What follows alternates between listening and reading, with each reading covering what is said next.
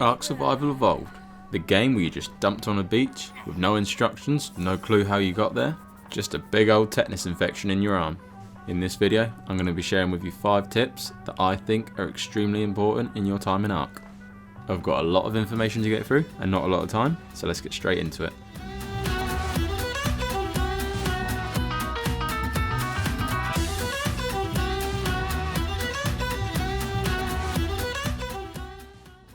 Grab yourself an easy first tame. Especially when you just started in the game, things can go from being fine to getting real bad really quick. One way to survive is to get yourself an easy passive tame to start with.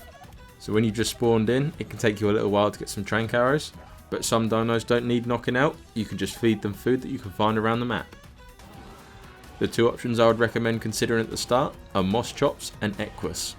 We'll talk about the Moschops first. He's a little bit slow, but I suppose we've all got to be to play Ark. But no matter what map you're on, you're pretty much going to find these guys just walking around the beach. This makes them very easy to get. They're very strong for their size. They can take out dinos a lot bigger than you would expect. And for just starting in the game, this can help you out so much. These guys will take out most of the annoying things that attack you early on, like Troodons, Dillos, Raptors. A good level 1 can even take out bigger things like Therizinos and Rexes. On top of their normal leveling system, they have a harvesting level system. The extra levels they can gain are as shown on screen. This means you can pump these levels into whatever you want, as you can see, and your Moschops will have a higher chance of getting this item, and he'll yield more of it when he gets it. The other dino I'd recommend getting if you just started is an Equus. These guys are faster than Moschops, so you can cover more area. They're not as strong as the Moschops, but where they're faster, it gives you the chance to run away from most dinos if you need to. The other reason these guys are a great early tame is that they can deal torpor damage with their secondary attack. It's a kick and it's surprisingly strong. It will knock out a lot of dinos pretty easy, and this will save you so much time and resources in using trank arrows and narcotic early on. I have a 1-minute taming guide for both of these dinos. I'm going to put the link in the description, so feel free to check that out if you want to know how to tame one. The other reason I say to tame something early on that's easy to get, like I said, you could just be walking along, minding your own business, everything's going well, and out of nowhere anything could pop out. If you're just starting, it's probably going to be something crazy like an Alpha Raptor. Later game these guys won't be as much of a threat, but early on, unless you can get to water quick, there's not really a lot you can do against these guys. Even earlier you can run into things like Troodons or Raptors or Carnos. All of these things will kill you really quickly. If you got yourself an Equus or a Moschops, if you're not quick enough to run away or strong enough to fight, you can literally just suicide your tame. You can jump off it and let it die to whatever's attacking it, and you can get away. This can save you so much time running back trying to get your stuff and trying to lead whatever killed you away. Stay hidden until you're big enough to defend yourself. As you wander along the beach in Ark, it will be littered with pretty wooden or stone buildings. These are great, but extremely impractical. You can guarantee that if you build here, you won't survive more than a day. Instead, you can build in a more conspicuous location until you have some kind of defences, like at least Plant X or some auto turrets. Most maps will have some hidden places in trees or large rocks. Take your time to find the base location that you want before you build it. A bit of forward planning can make you survive a lot longer on a server. This goes with talking in the chat as well. People on Ark can be very salty and can get very determined to find you if you upset them. Don't argue in chat unnecessarily. In early game, I would only personally talk in chat if I had to or to make friends with someone. Furthermore, if you only have a few tames, when you log off at night, make sure you take the time to cryopod them or upload them.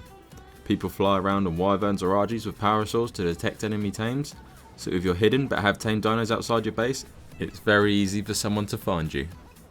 Different maps will have different metas on where and how to hide your base.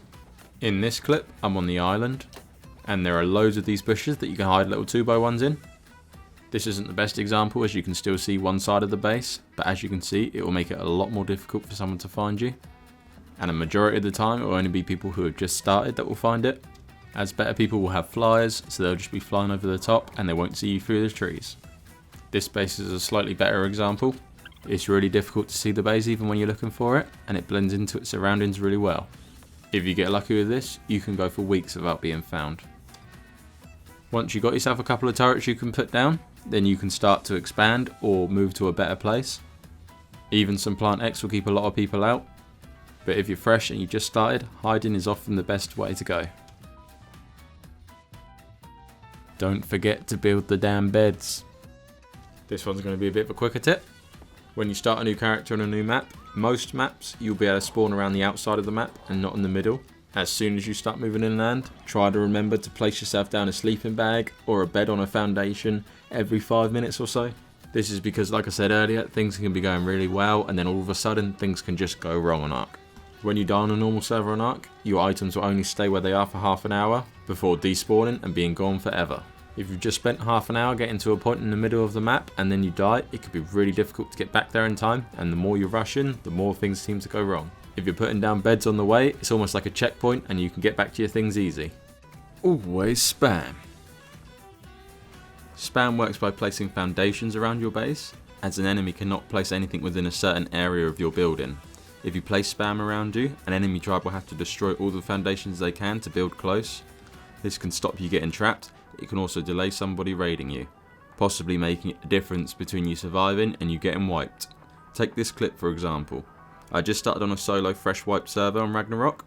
I'd explored the map and the best cave left that hadn't been taken was the Highlands cave. So I had been on the server for a few hours and I just started getting a decent amount of auto turrets up.